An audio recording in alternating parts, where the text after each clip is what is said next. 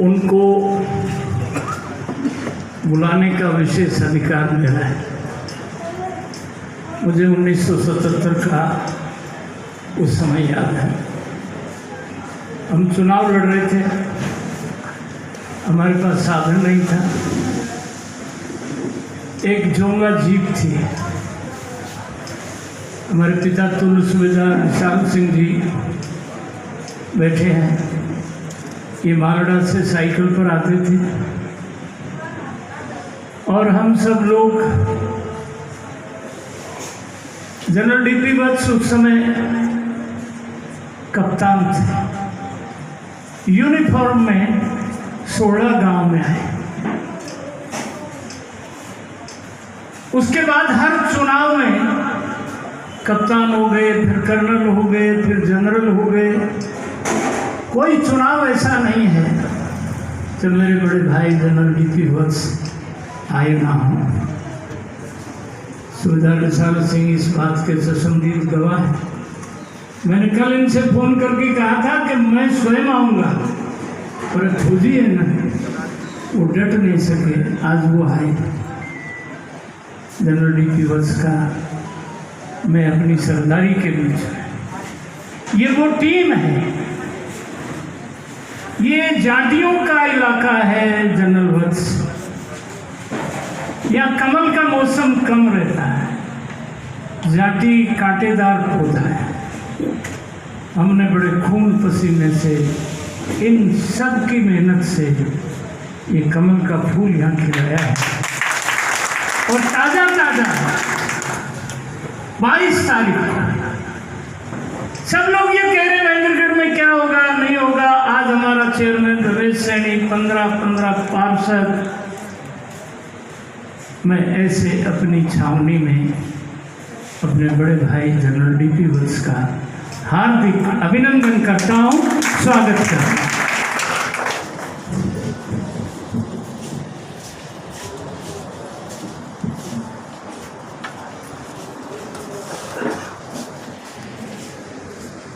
अफसर का बहुत बड़ा रोल है, बेटर लीडरशिप का रोल है। अगर लीडरशिप ठीक ठाक है तो अंग्रेज की लीडरशिप में हम फ्रांस में लड़की, हमारी लीडरशिप में एक एग्जांपल देता हूँ। थर्ड जाट में अफसर थे कोनी, एक मेजर आसाराम त्यागी था, एक सीओ था, 2-3 सबाल्टर्न थे। General Desmond, brigadier Desmond height उस टाइम लेफ्टिनेंट कर्नल था। वो कहता भाई छोरो थर्ड जाट के सुन लो, डोगराई पे कब्जा करना है और तुम्हारा सीओ तो चलिया वहाँ लड़ता हुआ मिलूंगा डोगराई में, और थारी सलाह है एक बटालियन का एक बटालियन पैट है कि दुश्मन की बटालियन को मारा, उनके सीओ को मारा गया, गोलवाला को, और ये हिस्ट्री पढ़ाई जाती है। तो ये बहादुरी पे गलत आक्षेप। दूसरी बात, रेजिमेंट्स की मैंने बात कर दी, एम्प्लॉयमेंट की भी बात कर दी मैंने।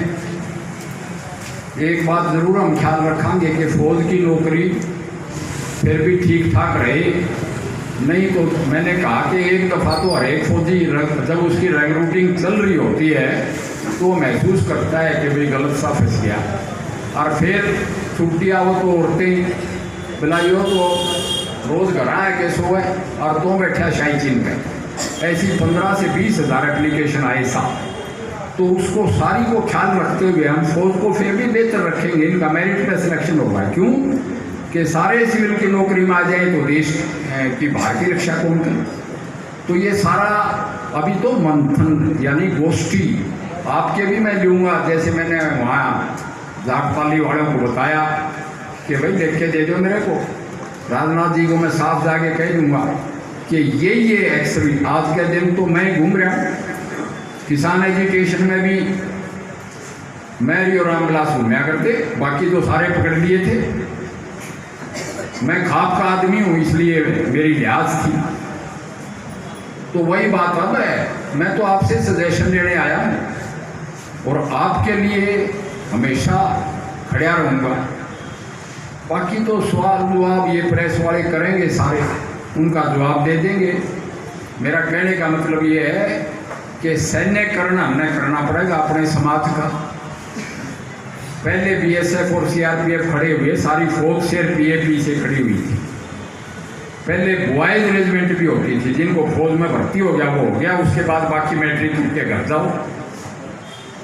और अब भी कहें कि टेक्निकल बंदे नहीं रहेंगे, 4 साल में तो टैंक चलाना सीखे जवान।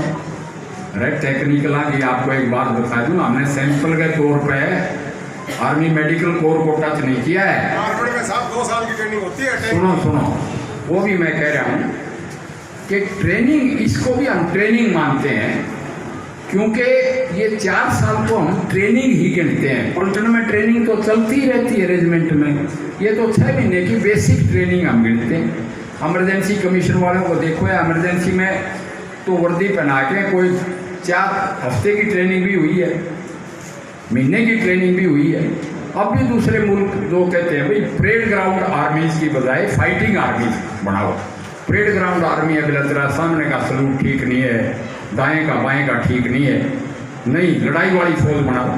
लड़ाई वाली जोश की फौज है, उसको सारी नौकरियां मिल रही हैं, तो भी फ्लेक्सिबल है। ऐसे हालात में ये जो ट्रेन दरवा देना, सरकारी संपत्ति को नुकसान पहुंचाना, बेच दी फौज भी बेच दी, ऐसी बातें फैलाना ये देश हित में ठीक नहीं है। और अपना आपकी हमले तो देख लिए, उदयपुर में देख लिया, कहाँ से जाके तार कहाँ जुड़ जाते हैं। तो हमें सावधान रह के राष्ट्र फर्स्ट, यानी राष्ट्र सर्वोपरि है, और राष्ट्र को सर्वोपरि रखने के लिए, महफूज रखने के लिए, उसकी सुरक्षा के लिए सबसे पहला नंबर आपका मेरा होता है।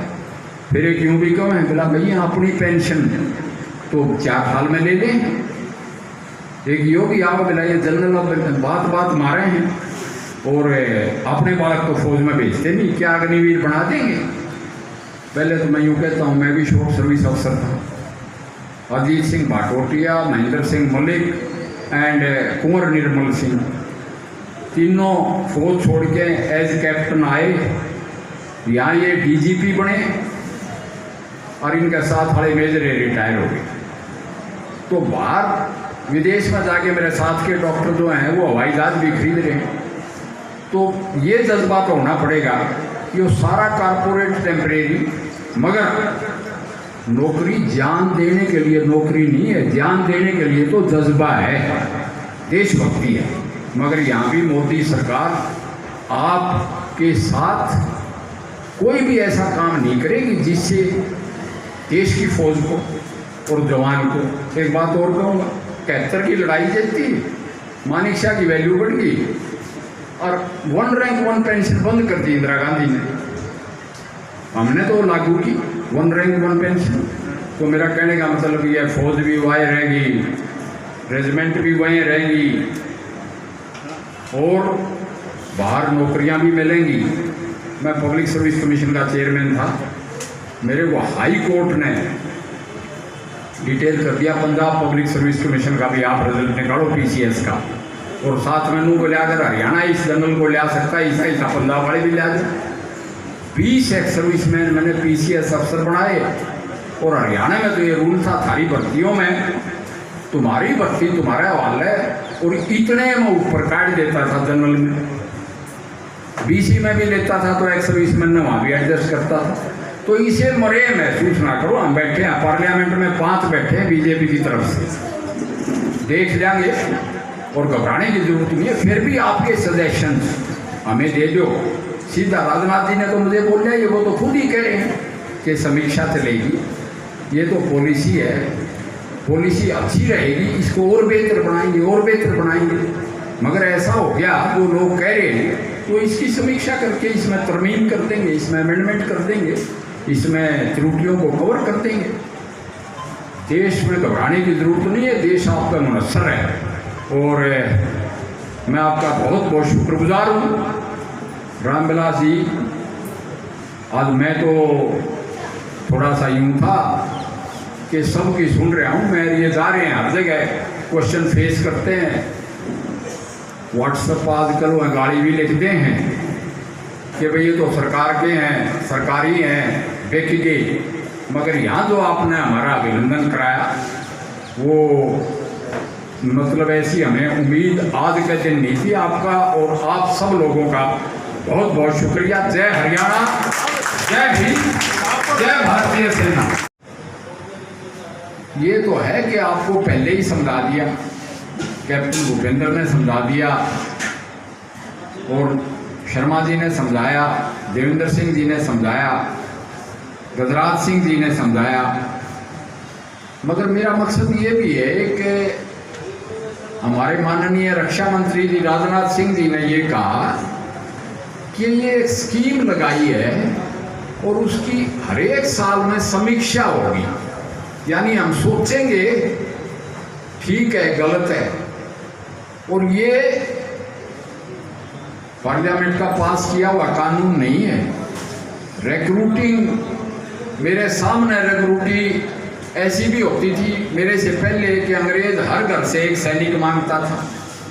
फिर ऐसी भी स्टेज थी कि आओ भाई भर्ती दफ्तर में हाइट, चेस्ट, वेट माप लो, मेडिकली फिट है तो उसका हाथ में वारंट और एक कंबल दे के भेज दो, जाओ राजपूत सेंटर फतेहगढ़ जाना है या कमाऊं सेंटर रानीखेत जाना है। फिर ऐसी स्टेज भी आगे कि 30 में एक भर्ती होता है, दौड़ वगैरह सब होती हैं। अब ये एक अग्निवीर की, अग्निपथ की स्कीम हम लाए हैं, तो मैं कह रहा हूँ कि इसका तो रिजल्ट ही 5 साल के बाद आएगा, क्योंकि अभी तो भर्ती प्रक्रिया शुरू हुई है। एयरफोर्स की जरूर 3000 वैकेंसी निकली है, जिनमें 1 लाख के करीब या आगे ऑनलाइन रजिस्ट्रेशन। तो 4 साल के बाद इसका रिजल्ट निकलेगा। 4 साल तक तो 2 लाख सैनिक फौज को मिल रहे हैं ना, वो तो फौज में ही है।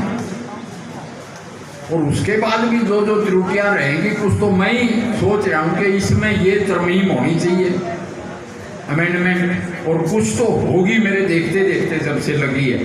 तो मेरा कहने का मतलब ये है कि ये जो रेल फूक दी, ऐसा सा हो गया कि फौज बेच दी, फौज भी कारपोरेट बना दी। वाई फौज से 14 लाख हिंदुस्तान की नू की नू 1 रैंक 1 पेंशन लेगी। ये अग्निवीर भी फौजी है। ये दूसरे देशों के एक्सपेरिमेंट को देख के किया है हिंदुस्तान में लागू।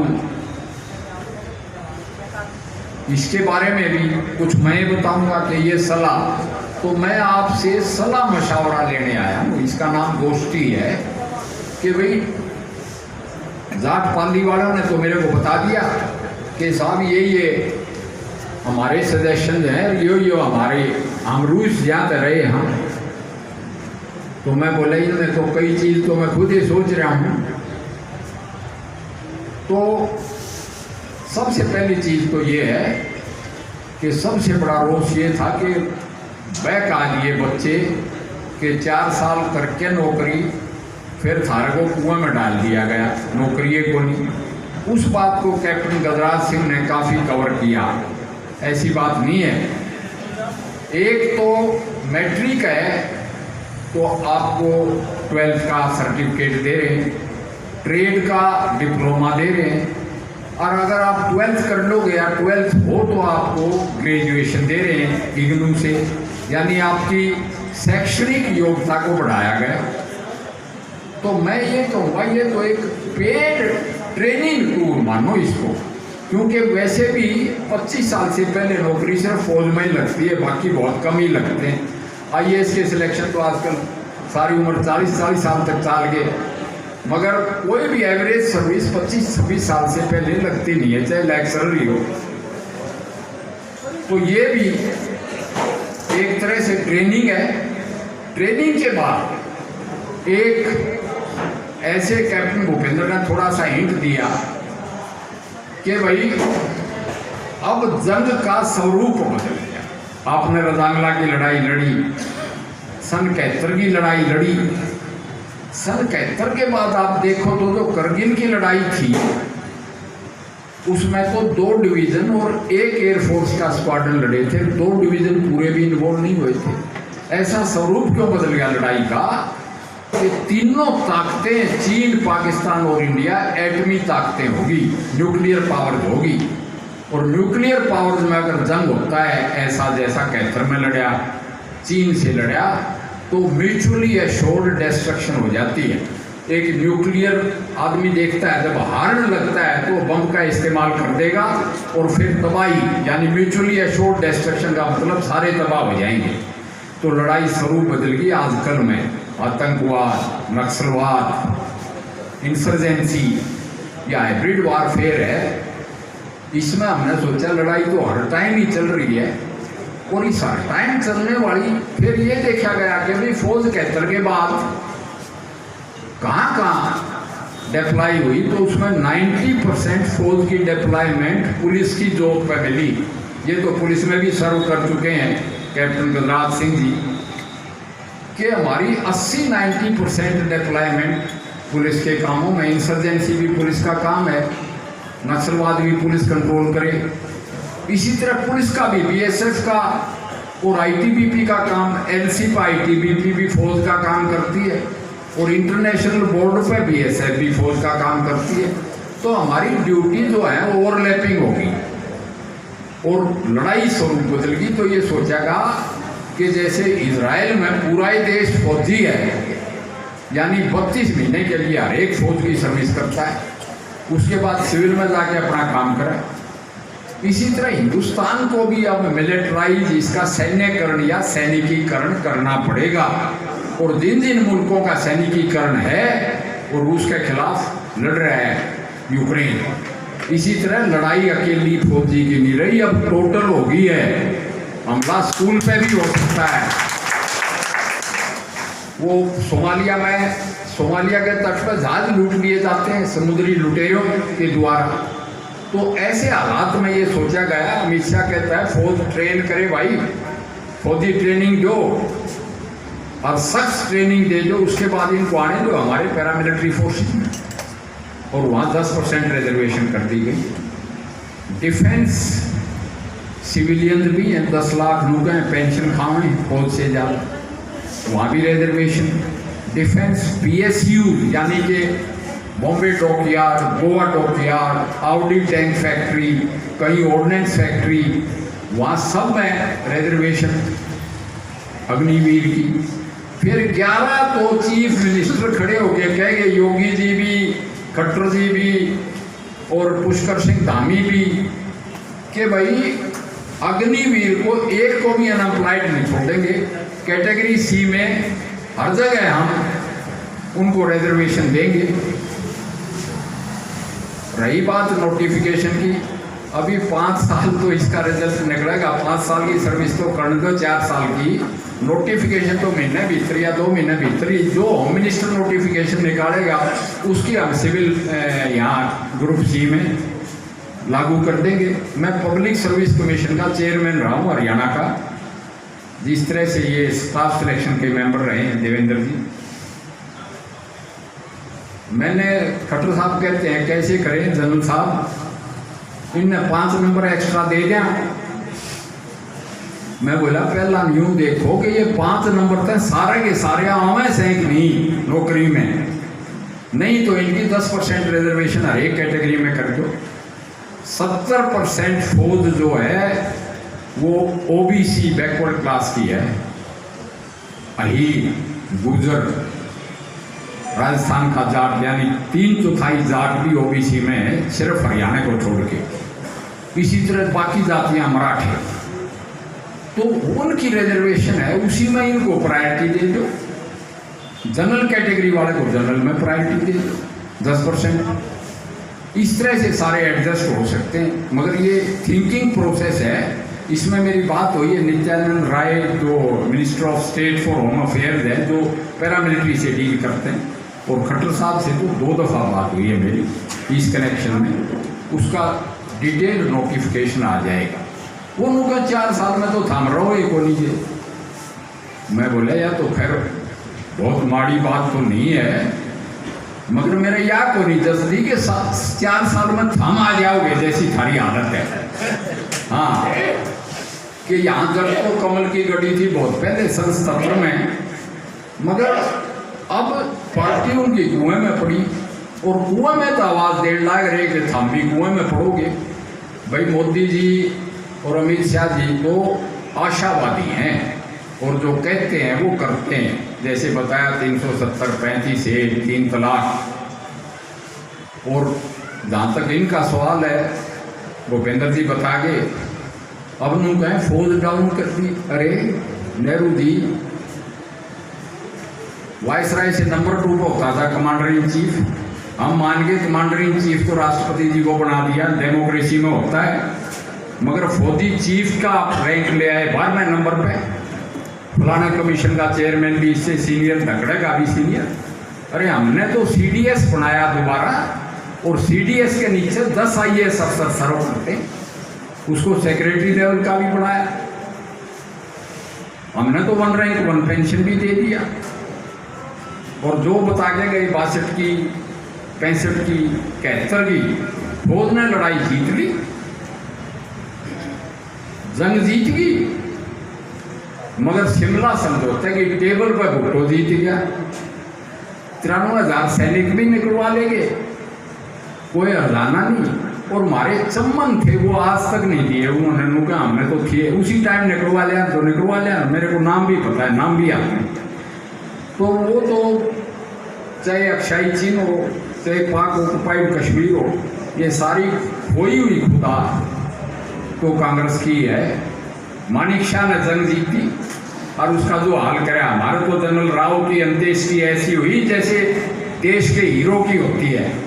और वहाँ प्रधानमंत्री का तो जाना बहुत बड़ी बात है, वो तो गए नहीं, उनकी अंत्येष्टि पे आर्मी चीफ भी नहीं जान दिया, ये हाल था। फिर उनको के बीजेपी ने फौज भी बेच दी, तो ये कोई जचड़ वाली बात नहीं है और बिल्कुल गलत है। अब जैसा कि मैंने कहा कि ये कह रहे थे गजराज सिंह जी कि डिफेंस में रिजर्वेशन, होम मिनिस्ट्री में रिजर्वेशन, शिपिंग मिनिस्ट्री में रिजर्वेशन, सारे मंत्रालय में 1 by 1 कहते जा रहे हैं। 50,000 सैनिक 40,000 पहले साल में, 12,500 फौज ने रख लिए, 38,000 ये परसेंटेज वाइज गिना गए। मैं तो कहता हूँ सेंटर की मिनिस्ट्रियाँ में एडजस्ट हो जाएंगे, सिविल में आवे को नहीं। खट्टर साहब तो नुका आया तो को नहीं पड़े, मेरी तो 10% रिजर्वेशन भी है, इसे थारी पहलना कम होगी। मैं पब्लिक सर्विस कमीशन का चेयरमैन रहा हूँ। तो अब वो सारा ही नहीं, मेरे तो एक उल्टा हो रहा है कि कभी ऐसा ना हो कि फौजी भी नू कहते भाई हम भी वहीं जाएंगे। ये तो हो गया एडजस्ट सिविल पुलिस में, क्योंकि एक स्टेज पे हर एक फौजी तो नहीं कहूँगा, आज भी सालाना 20,000 एप्लीकेशन प्री मेच्योर रिटायरमेंट या नाम कटान की पड़ी रहे।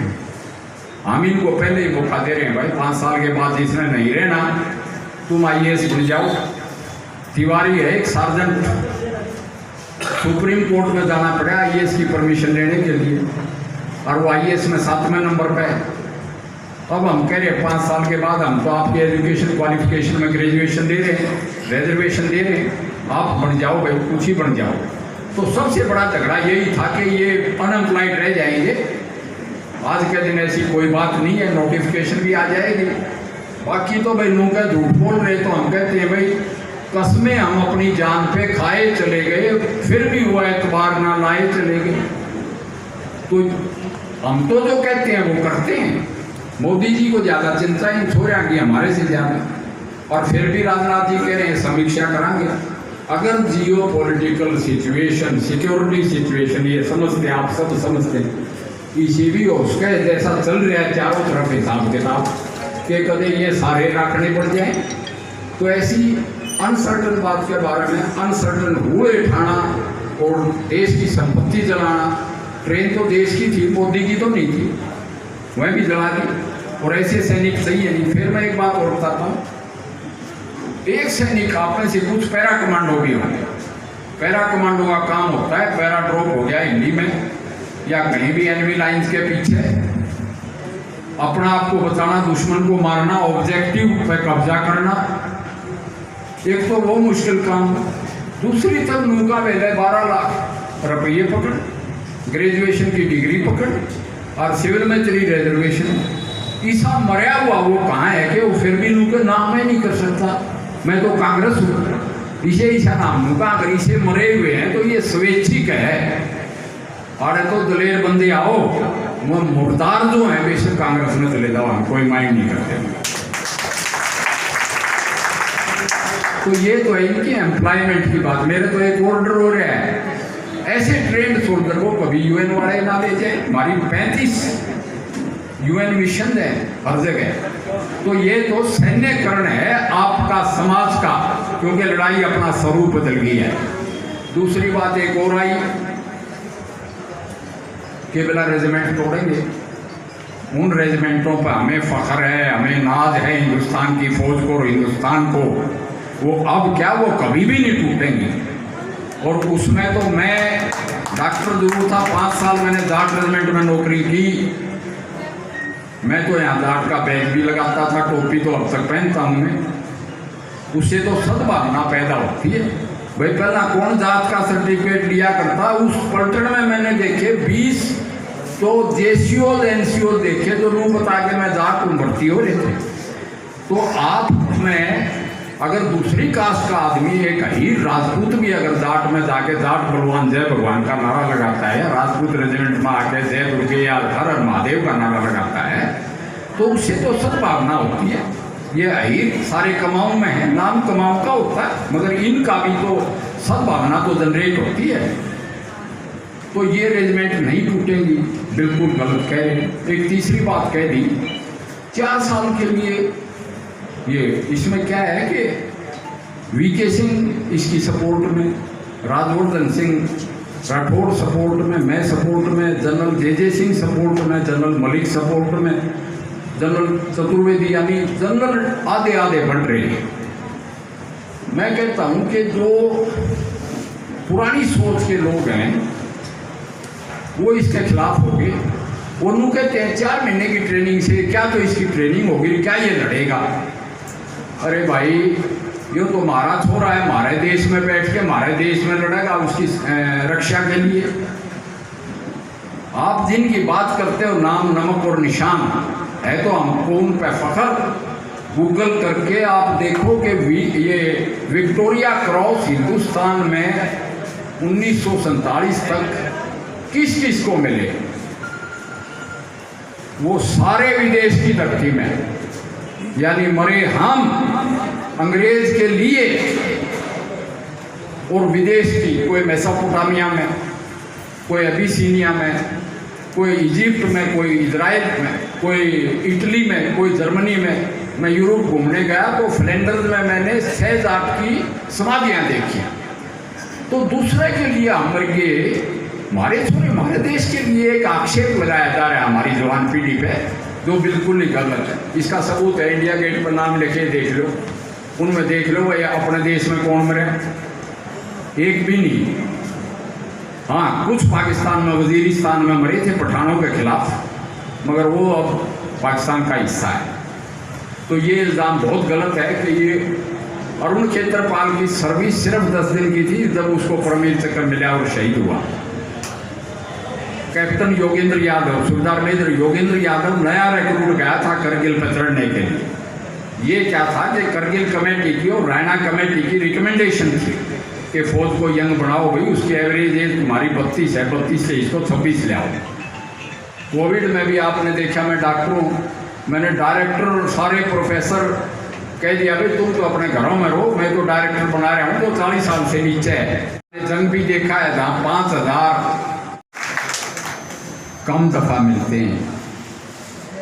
माननीय प्रोफेसर रामविलास जी शर्मा, इनका मेरा नाता अगर मैं बताने लगूं तो फिर उसके अग्निवीर वाला टॉपिक रह जाएगा। ये सबसे पहले इमरजेंसी में मुझे मिले थे जब मैं तो मेडिकल स्टूडेंट था। पहले मेरे पास आए थे, मखा मैं तने रख लूँ मेरे कमरे में, और भी रखे मैंने। फिर यो अरेस्ट हो गया, इसको बड़ी यातनाएं दी गई, मगर वो इनकी रंगरूटी थी आगे ऊपर उठने के लिए, और अभी भी उठ ही रहे हैं। मैं तो कहूँगा मेरे लिए तो मेहनत बड़ा ऐतिहासिक है कि मैंने इनके कहने से इन्हीं की स्टेज पे अमित शाह जी की प्रेजेंस में बीजेपी यहीं ज्वाइन की थी। उस दिन तो मैंने ज़बरदस्ती सीट लेनी पड़ी स्टेज पे, मगर आज जिस गर्मजोशी के साथ मेरा इस्तकबालिया किया गया, अभिनंदन किया गया है, मैं उससे बहुत प्रभावित हूँ।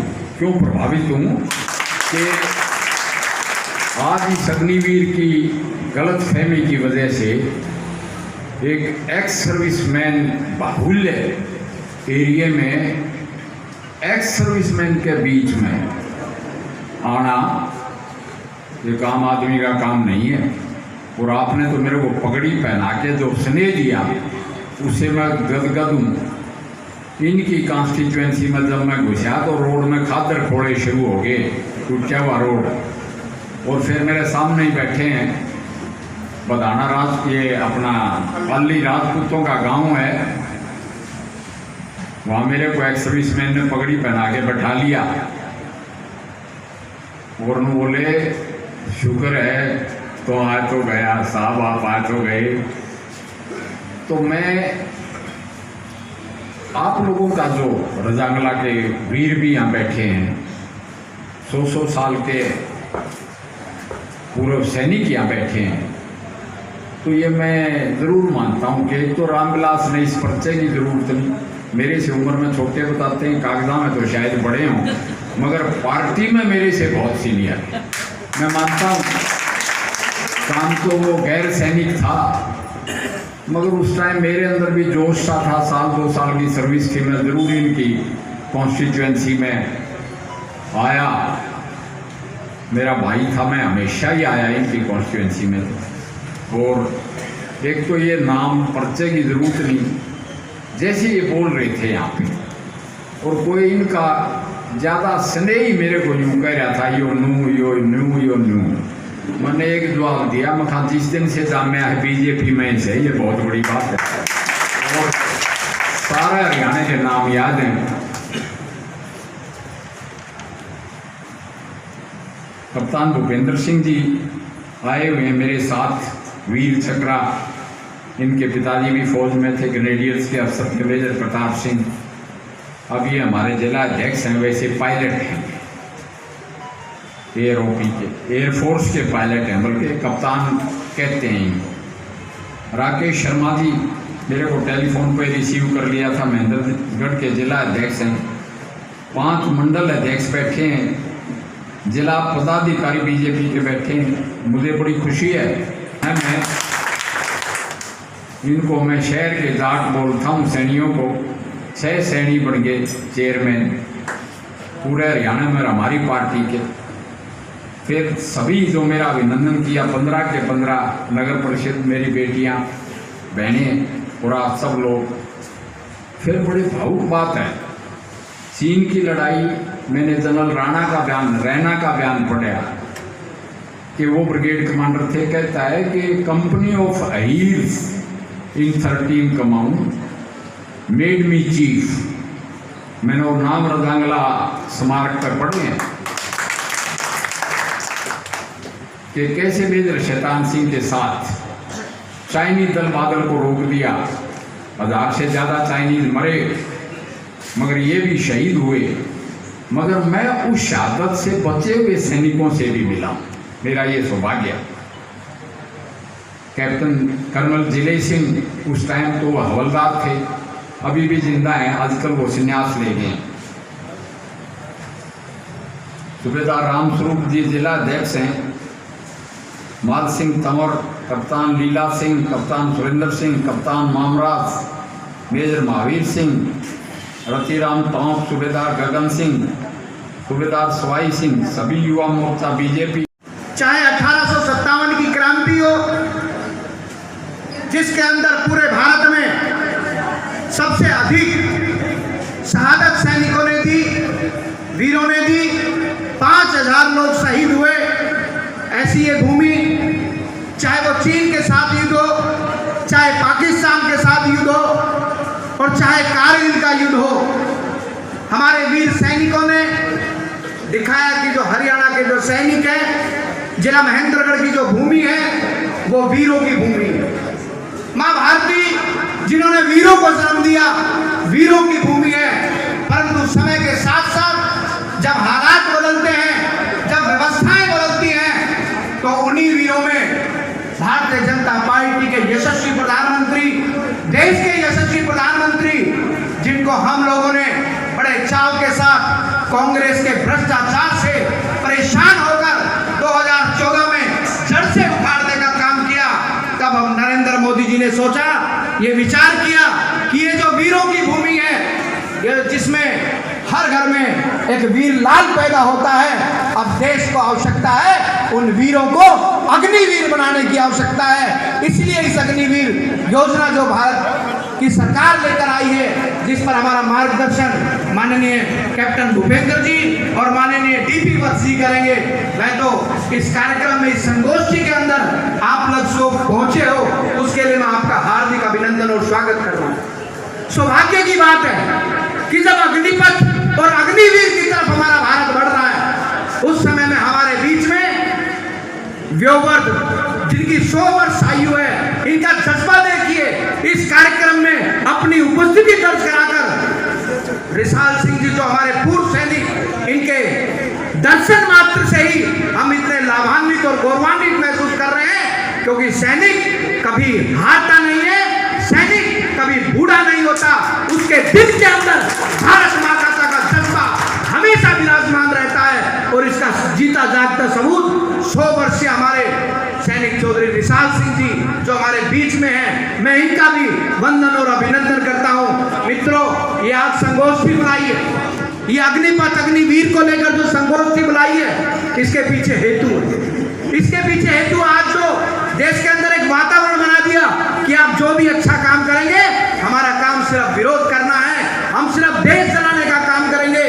जिन लोगों ने ये तय कर लिया कि जो देश के यशस्वी भारत माता के पुत्र नरेंद्र मोदी जी जो देश के कल्याण के लिए योजना लाएंगे, जो युवाओं के लिए योजना लाएंगे, जो किसानों के लिए योजना लाएंगे, हमें सिर्फ देश चलाने का काम करना है। परंतु जो सामने युवा बैठे हैं, जो हमारे सैनिक बैठे हैं, उन्होंने भी तय कर लिया है कि हमने भारत माँ भारती का मस्तक ऊंचा रखना है। तुम देश चलाने की सोचोगे, हम देश बचाने के लिए छाती से छाती लड़ा देंगे और कर देंगे, परंतु माँ भारती को चलने नहीं देंगे।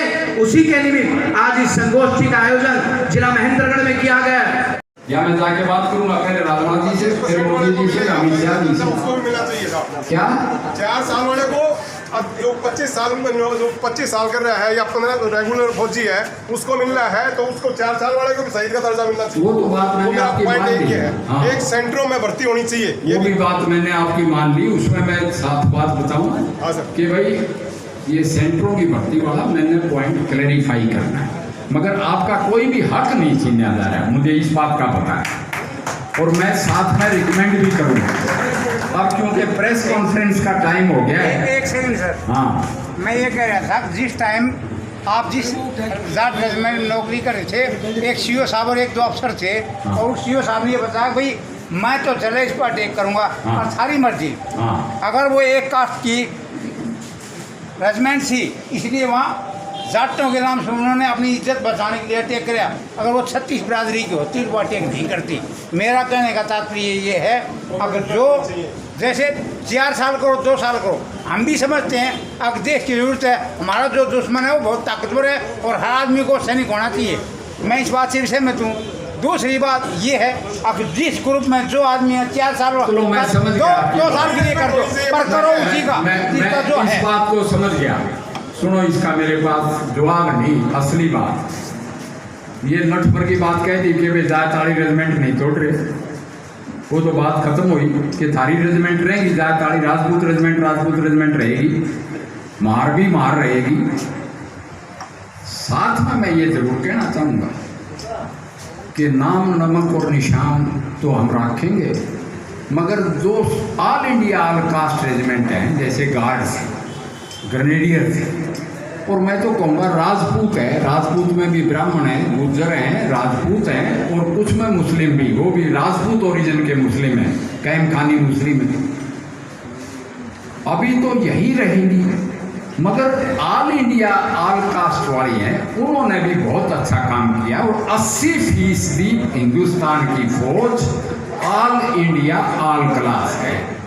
पूरी तो कोर है और पूरी एयरफोर्स, पूरी नेवी, और ये भी सिर्फ जाट रेजिमेंट को छोड़ के बाकी करीब करीब सारी, जैसे मैंने कहा, राजपूत, ब्राह्मण, गुजर और कैमखानी राजपूत, वो मुसलमान, बंगाली भी हैं एक राजपूत में, तो उसमें ऑल इंडिया ऑल कास्ट की भी जो रेजिमेंट्स हैं उन्होंने भी बहुत अच्छा काम किया है। मगर आपके अच्छे काम को हम नज़रअंदाज नहीं, हम उसको अप्रिशिएट करते हैं। और हमने तो, मैंने कहा एएमसी का होके भी मैंने तो नारे लगाए रेजिमेंट में, तो उसमें आपकी भावनाओं का ख्याल नहीं, हम असलियत का ख्याल रखेंगे। और इस बात के लिए मैंने सजेशन दिया था कि ना कास्ट की रेजिमेंट नो की।